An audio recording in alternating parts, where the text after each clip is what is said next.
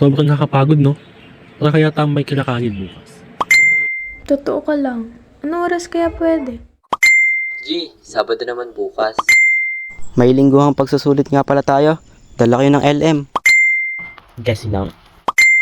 Di ako pwede bukas. Subukan ko sumunod. Magre-review ko, kayo na lang muna. Sunduin na kita, Lorraine. Ano? Wag na. Daanan kita dyan. Sabay tayo, Jason. No oras bukas? Mga 1 PM siguro, alis tayo.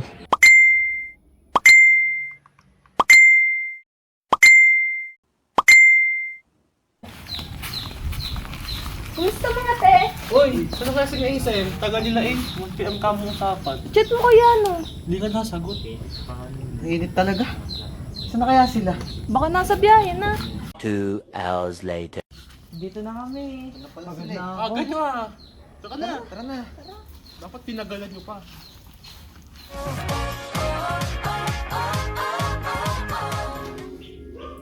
Uy, Herb, nandito na pala kayo. Pasok kayo.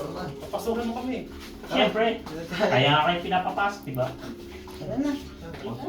Pasok ka na. Pasok ka na. Kaya naman, boy. Okay, huwag na kayo mahiya. Uy, Brian, yan ka na pala. Nakalabas na may bahay. Paano ka na nakapasok naman, dito? boy. Tagal na eh. Nauna na ako. Grabe na pamasok ka pala, Brian, ha? Uy, nahihirapan ako. Ano kayong kulok yan?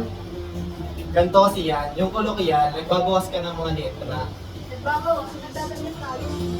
Hindi ginagamit sa araw-araw. Kahit isa to sa mga pamulat ng musika. Alam mo kasi, yung salitang yan, yung ginagamit niya sa generasyon.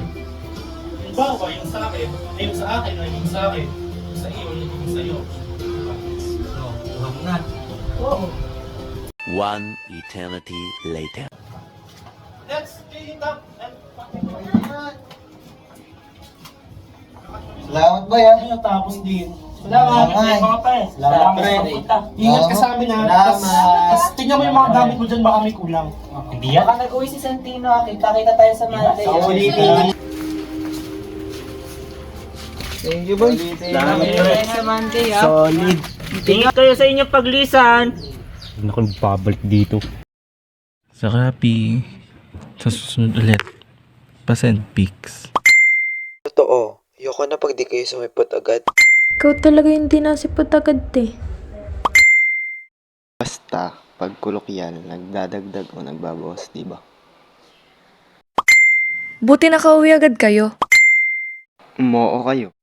Siyempre, sabi ng baby ko, ingat, stay safe. Galang. Miss ka ba? Sinong may notes dito? Ko na. Kolokyan! Nauhulog ang loob sa'yo.